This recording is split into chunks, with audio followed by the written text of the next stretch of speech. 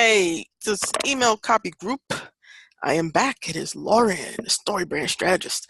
All right, so I promised you a critique of an email, like an overview, and this is actually an email I really like. It's a good email.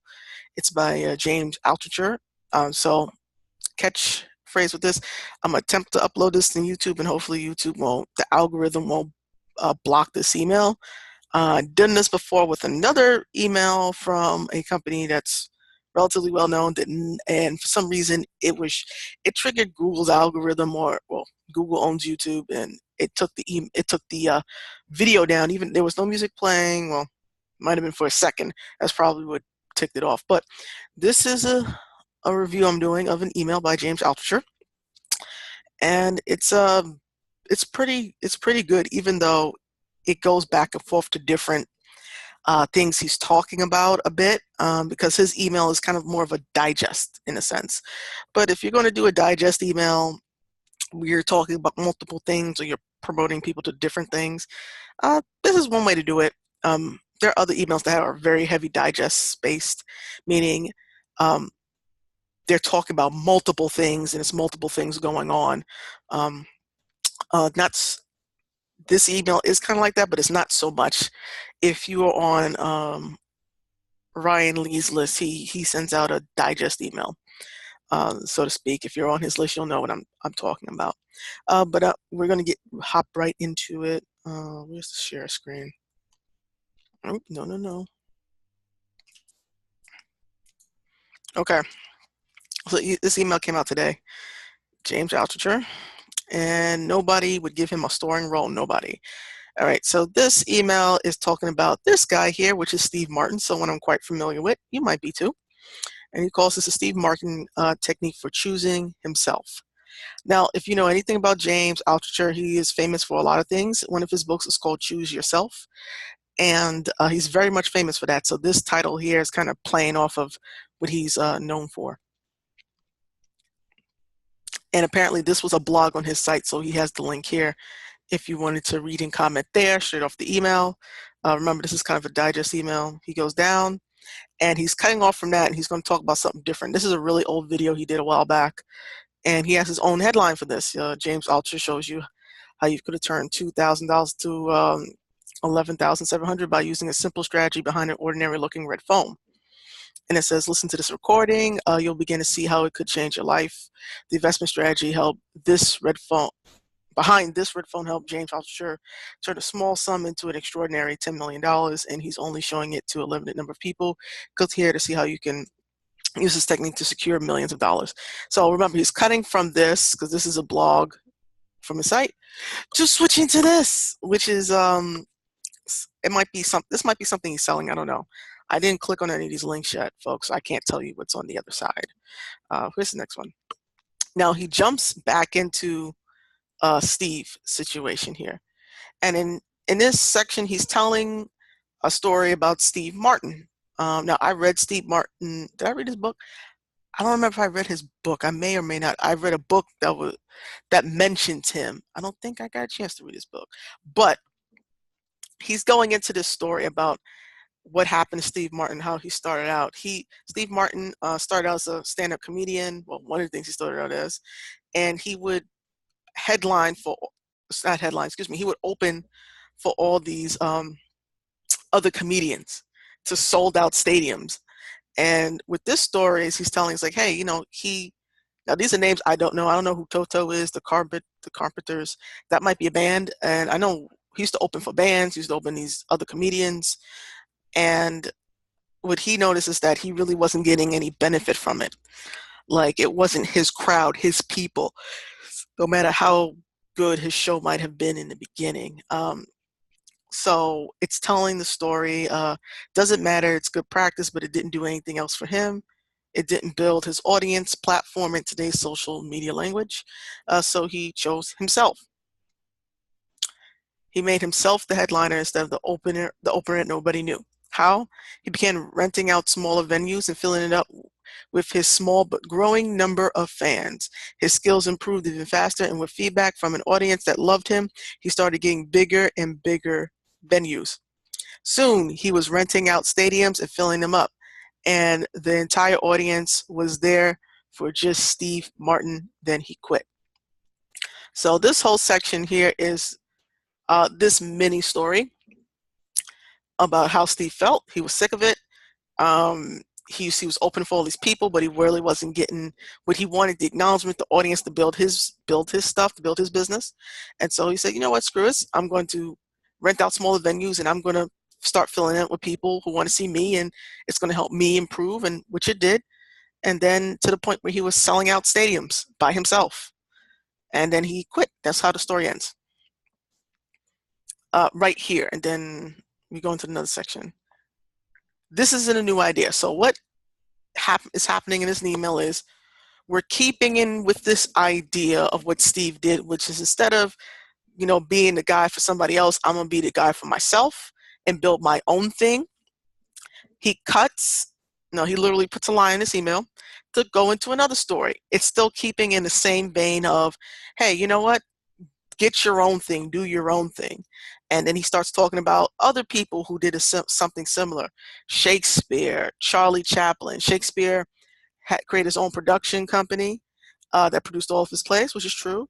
Charlie Chaplin created his own film company, owned all the rights to all his stuff. And then they talk about Lucille Ball, I Love Lucy, how her story was what happened with her husband at CBS. And yes, she was actually married to her co-star. And it talked about what happened and how they started their own thing, and they went off, and CBS was paying them to rent out their episodes. And then it talked about, it went a little deeper into that story about their own production company that went on to produce Star Trek. They're the original people who helped produce Gene Roddenberry's Star Trek kind of thing. So that's where that comes from, where that story. So he tells the story of Steve Martin. The email starts off that way. He breaks it with something else he's doing. I guess he's trying to immediately sell. He goes back into Steve Martin, telling the story of Steve Martin, a little tidbit, saying he quit. And then says this idea wasn't new.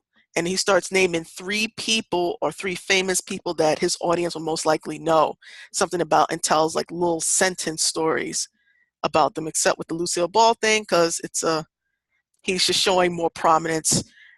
He has an audience that ranges in age, so we may not know who Shakespeare is, just in case they didn't know.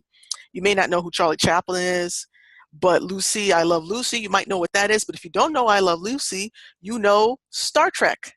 So he's hitting points because his audience is a relatively wide age range audience. Then it jumps into his crypto thing. He's getting big into crypto. So remember, this is more like a digest email. So he jumps back into the crypto thing. So he's breaking the story again. And then he jumps back into the Steve Martin story. Then he says, hey, I lied. That's how he starts off. I lied. What did he say? I said Steve Martin quit. What I meant was he quit doing stand-up comedy. He wanted to write and act and keep learning, like we all should. But nobody would give him a starring role. Nobody. So he wrote a movie called The Jerk, and would only let it be produced if he played the starring role. He didn't wait to audition for a role in someone else's movie. He wrote the movie. Paramount passed in part because of this. Universal picked it up. Carl Reiner directed, and is now considered one of the funniest films ever made.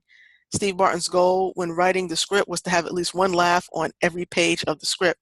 He didn't quit. He chose himself further. All right, so you see how he continues on the line of story. Then he clarifies what he means. Hey, he did this, which is what he's trying to do in his email. He did this. So in this email with the main story, Steve Martin, he's trying to encourage people. He chose himself. He did this. These are the actions he took. Look, here's proof. There are other people who did these similar actions, right?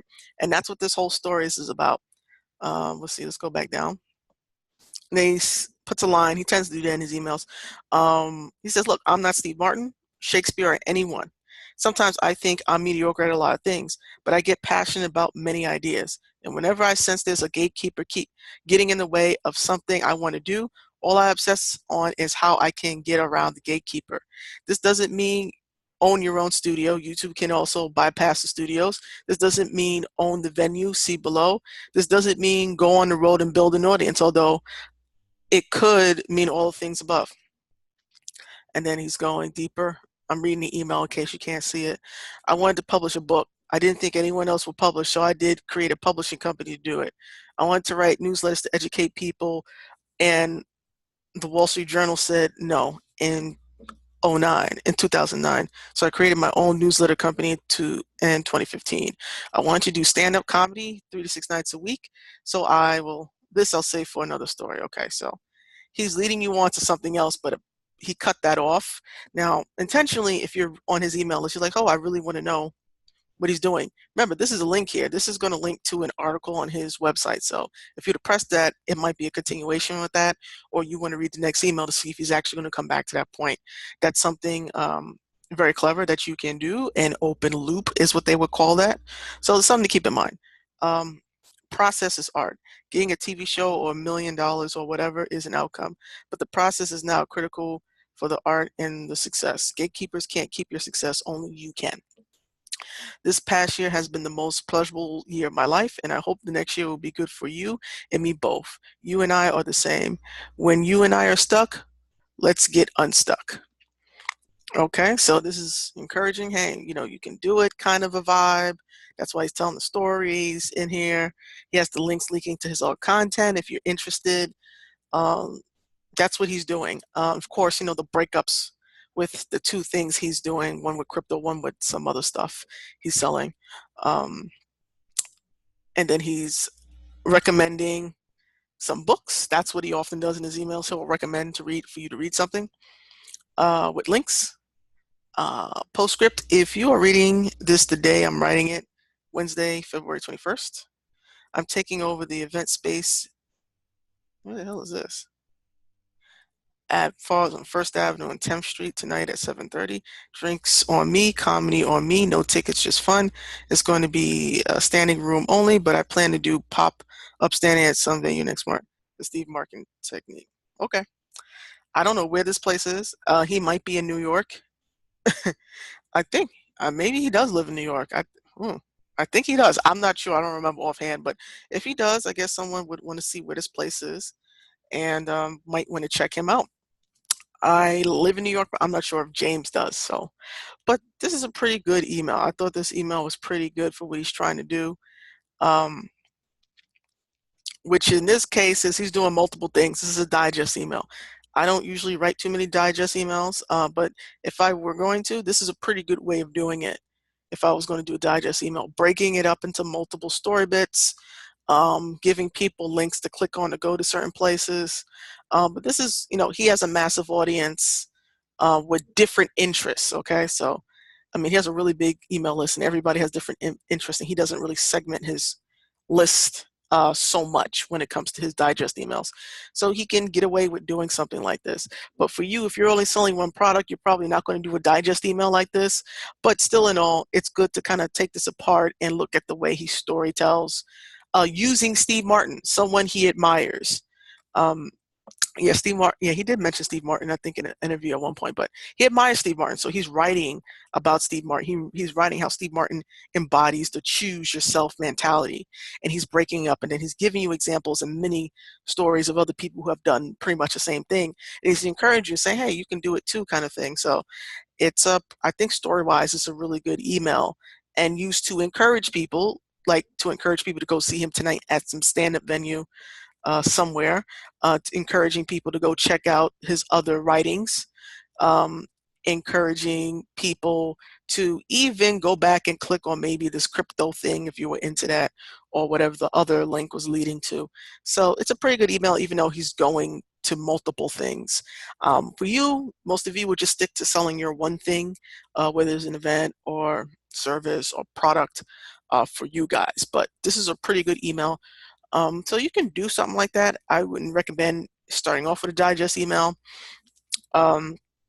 because he kind of uses emails kind of like a little bit of a mini diary too, because he's known for being a very open kind of guy. So, but the way he uses the Steve Martin story to further his point, to encourage his list to click on these other links to support him in his pursuit of comedy and things like that. So it's a great thing to take away from. So hope you enjoyed this little teardown of this. Email, hopefully when we put it on YouTube, they won't take it down because there's no music playing this time. So there's no music coming in and after. So this should be okay. This should be okay. But this is a pretty good email story-wise, the way he's utilizing story.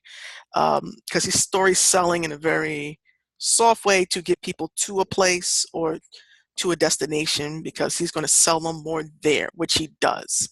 And this is one of his digest emails. So this is a good example. Take what you can from it. Learning to use famous people. Steve Martin is a relatively famous person. Using a famous person who his audience would know and using their story as a way to further your business. To encourage people to stick on your side, encourage people to buy your stuff, and it's pretty good. It's something that I do. It's something that you should do, and it's a great way of getting email ideas and helping you sell more. So I hope that is good for you guys. The little extra training, I'll get this all uploaded and sent to you shortly, okay? See you later.